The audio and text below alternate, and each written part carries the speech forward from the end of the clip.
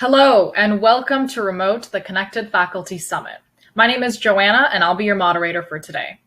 Before we get started, there are a couple things to know. On the left side of your screen, you'll see a panel with a few key tabs. The Chat tab allows you to interact with your fellow attendees. The Questions tab enables you to submit your questions during the presentation, and we'll be taking questions at the end during a short Q&A. If needed, to resize and rearrange the panels on your screen, do it just like you would a browser window. Click on the icons at the bottom of your screen to open or close additional panels. If you have any technical issues, please refresh your browser. If your issue is not resolved, please submit a note to the Questions tab for assistance. Today's presentation is being recorded and will be available to watch on demand after the event. Now, the presentation today will be given by Stacey, who is a professor of psychology at the Cuyahoga Community College, and she will be talking about using current events to connect with psychology students. Thank you. Hello, everyone. Thank you for attending my session on using current events to connect with psychology students. My name is Stacey Souther, and I teach psychology at Cuyahoga Community College in Cleveland, Ohio. In this session, we will discuss the importance of connecting with our students, first by building relationships in a general sense, and then more specifically by using current events with a video discussion platform.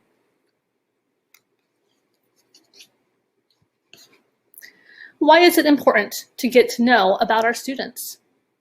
One of the top variables to predict student success is the relationship between student and teacher, and between the student and his or her classmates. The more interactions that students have with their teachers and peers, the more likely they are to learn effectively and persist towards achievement of their educational goals. This is because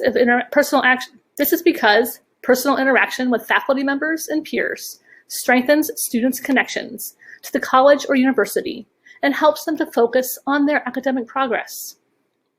Connecting with our students starts with us getting to know our students and our students getting to know one another. There are many ways we can get to know our students. In fact, many of us already do things like icebreakers or introductory discussion posts. This is a great first step, but we need to do more.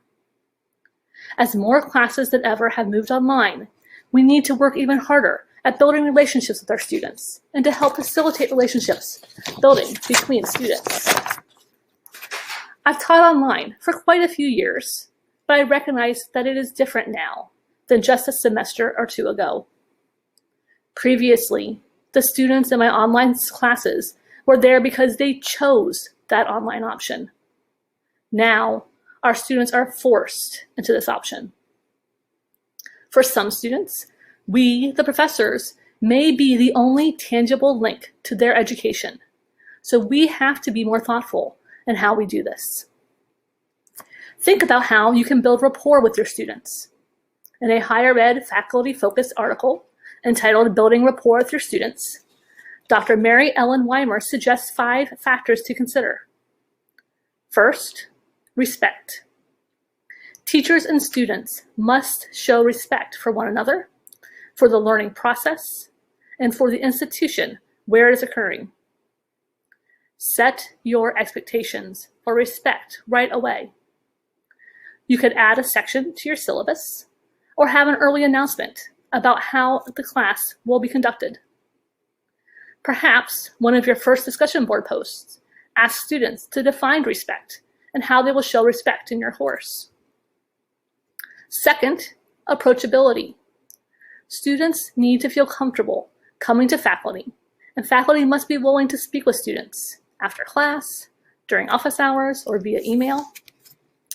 In an online environment, you need to become more than just a person behind the computer screen. Students will quickly determine how approachable you are based on your syllabus.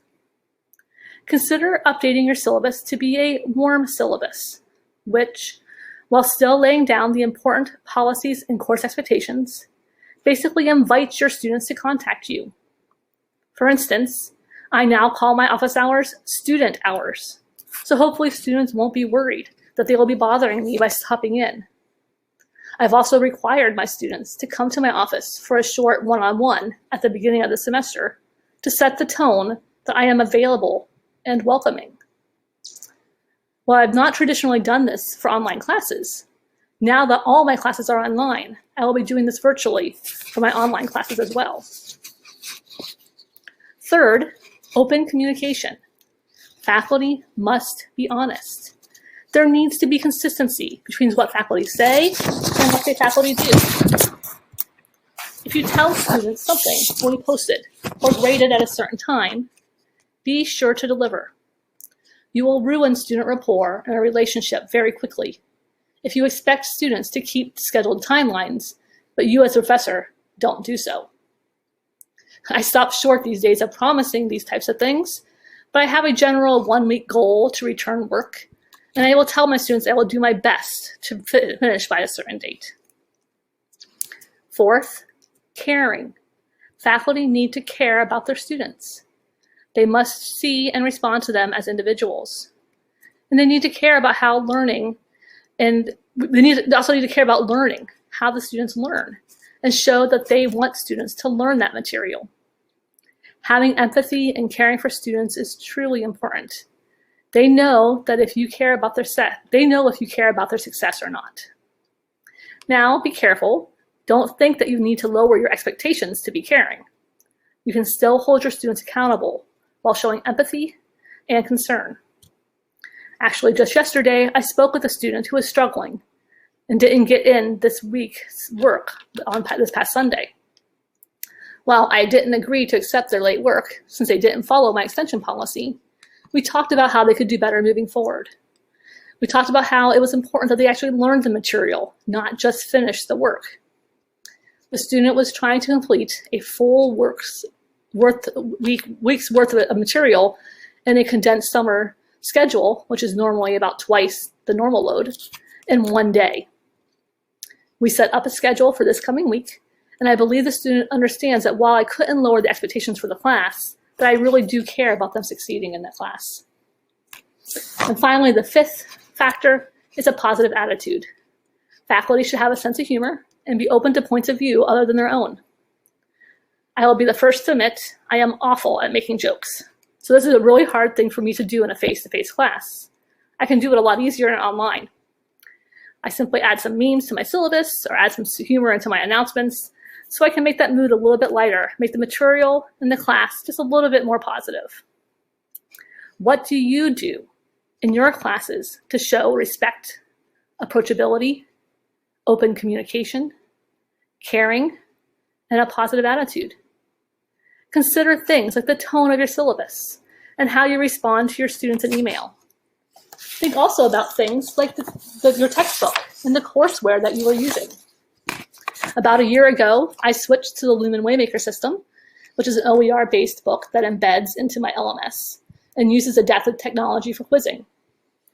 Not only does it allow me to present content well, which is really important, it also helps me build a rapport and relationships by sending automatic emails to students to praise them when they do well. And it flags students for me to send information to when they might be struggling.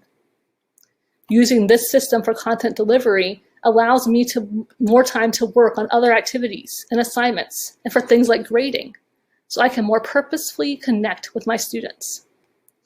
So whatever courseware you use, consider how it can help you do more than just deliver the content.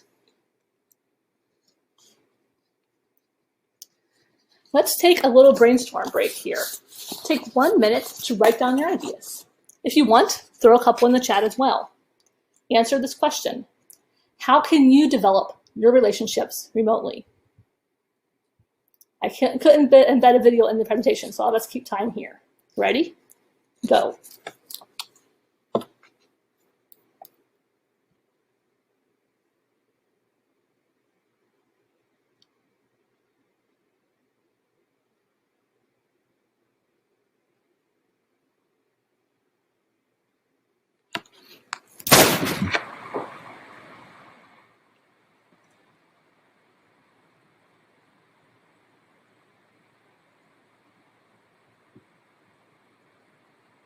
Keep thinking, about 30 more seconds.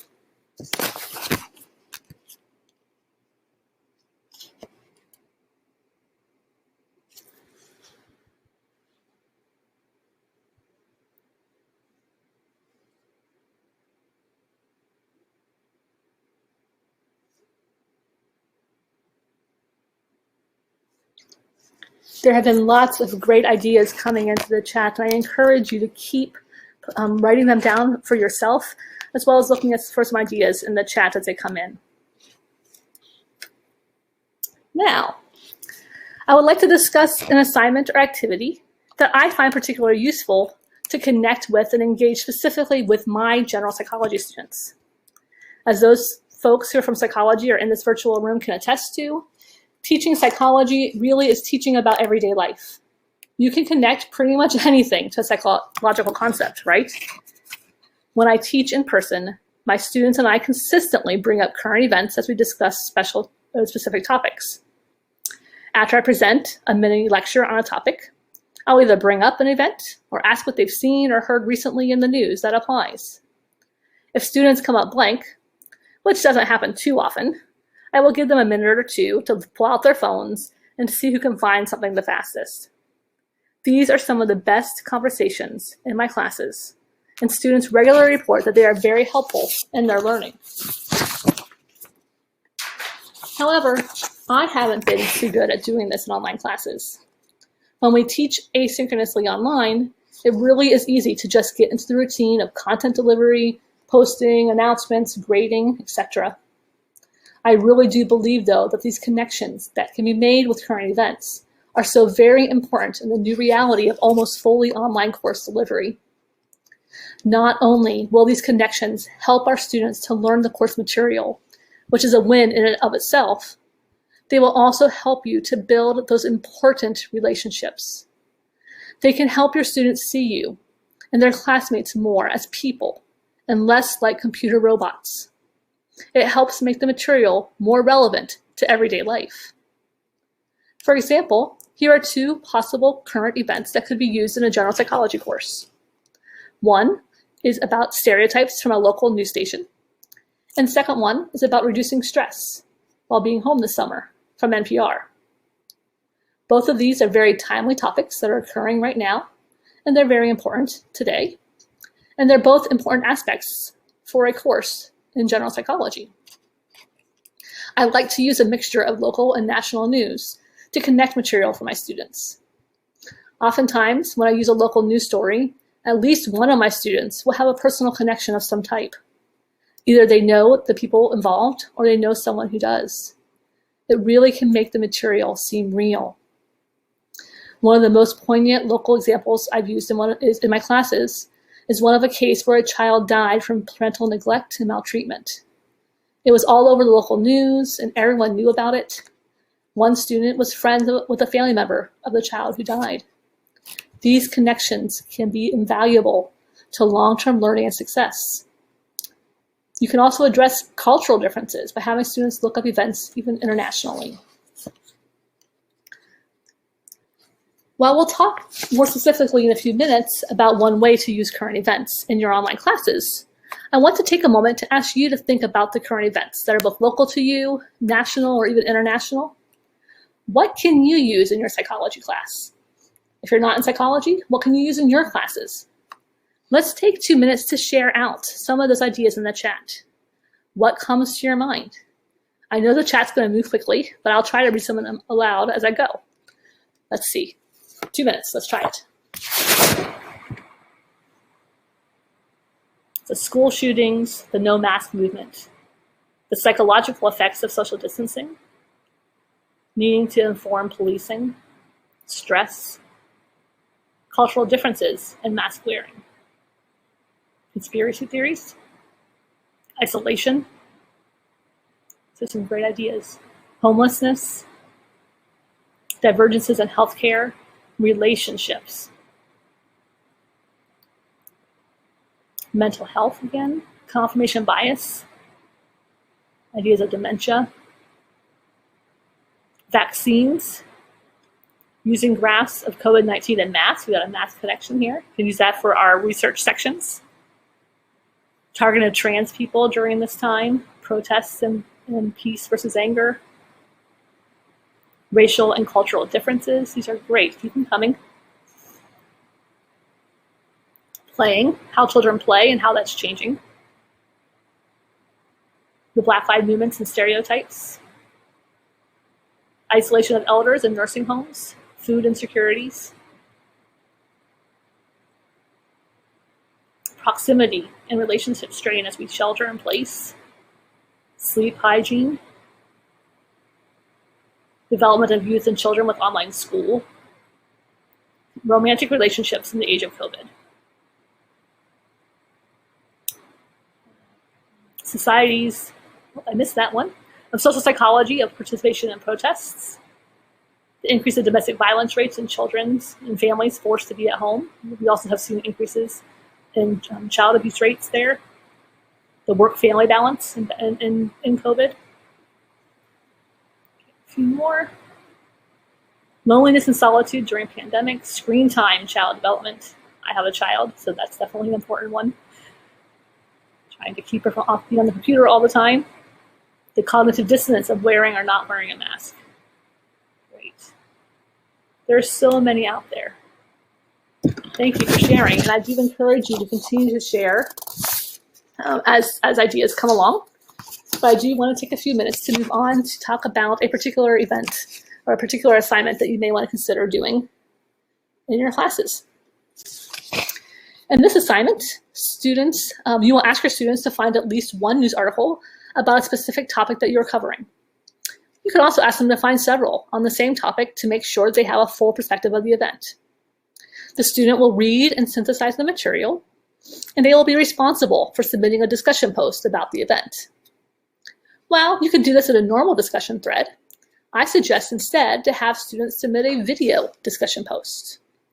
Having students use a video discussion board to quickly summarize the news article and story and apply it to the material that they are studying. You could give either detailed guidelines with specific expectations or leave it a little more open to get them to interpret it. If you have a situation where you are unsure if your students will have access to the resources they need to make a video, generally the smartphone and a Wi-Fi access, you could also give students the option to do a video or the traditional written post. Through the act of creating a video, students will use their voice to share and help bring alive the content, which will add to the building of connections and relationships in the classroom.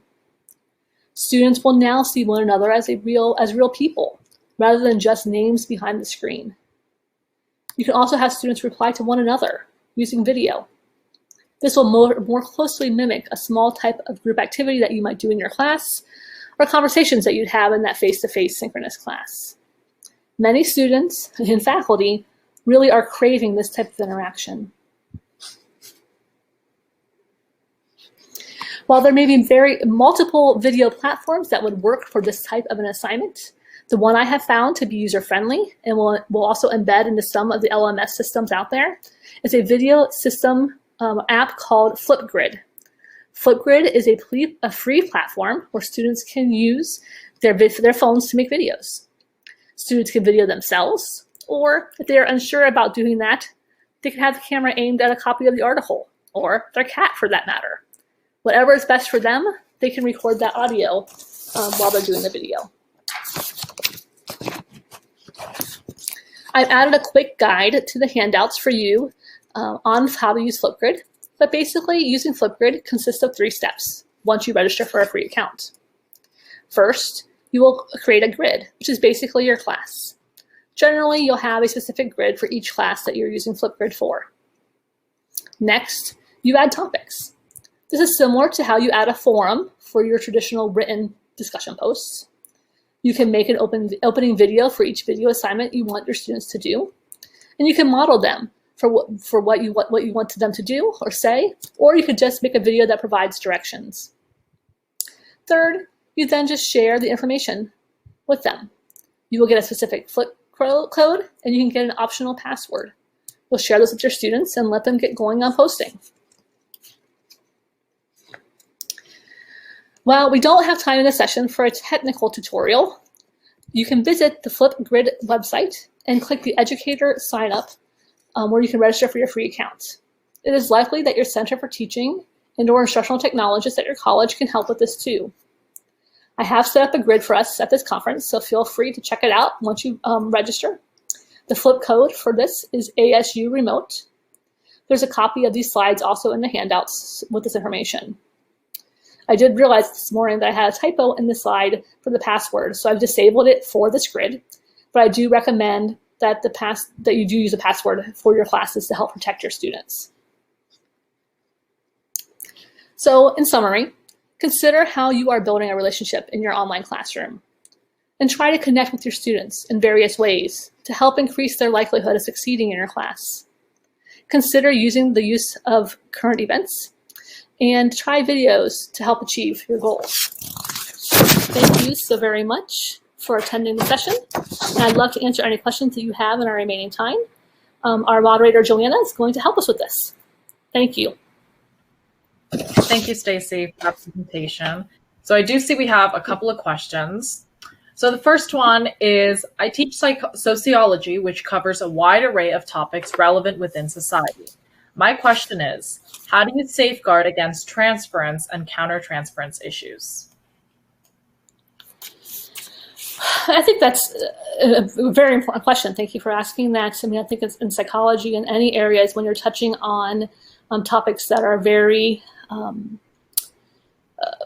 personal and can really have that transference. And for those who don't know, talk about transference is that personal connections and just having some issues in that kind of connections. I mean, I think the best thing to do would just be to, be that teacher, really try to take an educational tone with this.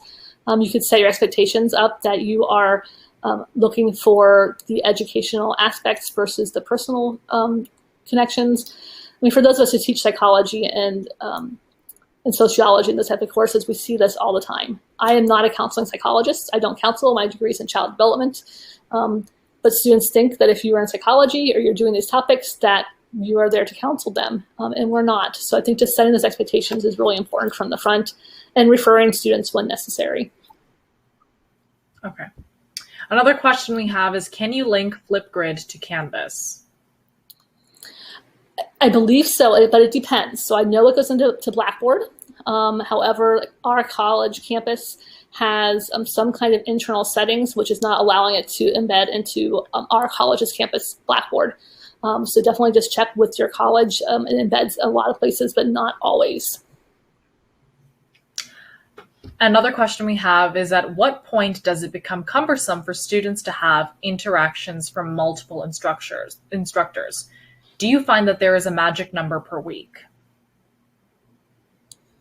Okay, so the question is about how many instructors they have per week in a single class? How many interactions they have with their instructors? Oh, with their instructors. I mean, I like to try to keep a very specific timeline in terms of when they have work due. I reach out to them multiple times a week in announcements and in other ways. I do suggest that you keep things as structured as possible. So instead of having things due 1 week on Tuesday and Thursday and the following week on Wednesday and Friday, I try to keep my deadlines and details very specific. So I don't think you can really ever have too much interaction, but I think as long as there's structure and the students know what to expect, they're less likely to miss something and to have problems online. Okay. The next question we have is, are you using current events during lectures and/or assignments? Both. I think I use it a lot during lectures. Obviously on online classes, it's not so much in lectures because I'm not doing live lectures. And it's hard to, even though I have many lectures taped for video content and content delivery, what may be current event one semester may not be a current event the next. So I don't really include them in taped lectures. So I think in an online environment, the use of it in an assignment of some sort is probably more beneficial so that you can have your general content that you will be reusing and not trying to develop it every time, but you can always adapt your assignments as needed. Okay. Another question is asking if you have ever used VoiceThread. They're debating about which one they want to use. Thank you for any tips in advance. I have heard about VoiceThread, and I actually got very excited about it at a conference a couple of years ago, and contacted our college, and we did not support it. If I remember correctly, there is a fee for VoiceThread, whereas Flipgrid is a free platform. So that would be a big piece. It is possible your institution supports it and has it already. So there are a lot of really great parts to VoiceThread. It's a little bit different than this. From what I know about VoiceThread is you're giving feedback verbally to assignments and things using VoiceThread. So I think they're both very possible to be used and different uses of them, but it depends on what's available to you. But I do know for Flipgrid, it's completely free, which is a great resource. Okay. The next question we have is, do you have any advice to cover the topic of the tumultuous nature of this current presidential administration?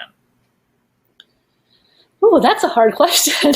I mean, I'm actually reading a book right now on coddling of Americans what's it called? The coddling of the American mind with our students, and it talks a lot about safetyism and the ability of when we bring up certain topics, whether it's challenging or not, and whether we should be allowed to challenge students and make them feel unsafe.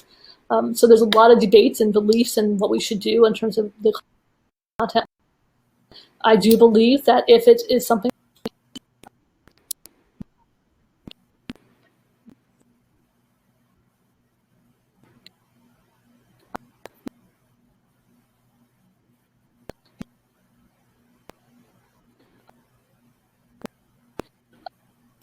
by this, I had a very specific class in their feelings, and so we happen to be talking about moral development. I'm sorry. Go ahead.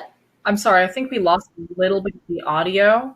I think I'm seeing in the chat that some people lost audio a little bit. So could you go back and just repeat what you were saying, just maybe like 15, 20 seconds back? Okay, sorry about that. Technology. So I was just going on about when we're using, we're talking about anything that's really controversial. I think the important thing to consider is it meeting the goals in your class and making sure that you are finding a way to connect specific material. So we're looking at things like this current election, the political areas, find how it fits in. So for my child development class, I found a letter from a teacher talking to their students of how they're going to talk and teach with their children, based on what's happening currently, right? So I think just finding a way to make it connect with your material is important. It's hard because we don't really want to necessarily give our personal beliefs, but we want to share our beliefs as well. So I think just finding that balance between giving the material and finding a way to present it so that it's within the course outlines is important. Okay. And I think these are the last couple of questions. So the next question is Flipgrid integrated with an LMS or is it standalone? Okay. Again, it depends. It can be integrated in some LMSs, and others it may not. It depends on the settings of your institution. Okay. And then this, I think, is the last question we have. This person heard previously that there might be privacy issues with Flipgrid. Is that true or has that been updated? Thinking about situations where students may share personal information. I mean, the information, you can provide a password for the account so that only students who have that password can access it. But I definitely would let students recognize that other students will see their work. And I actually would like other students to reflect on their work. So just like in a personal discussion board in a classroom or a Blackboard or Canvas, other students will see that material. So I think it's important to make sure they know that, but definitely use that password. It can help with that privacy issue. Okay. We are out of time today. Once again, Stacey, I'd like to thank you so much for joining us today and providing your firsthand experience. For anyone else here, please be sure to explore the event to access more valuable resources from our sponsors and network with other peers. Thank you. Thank you all.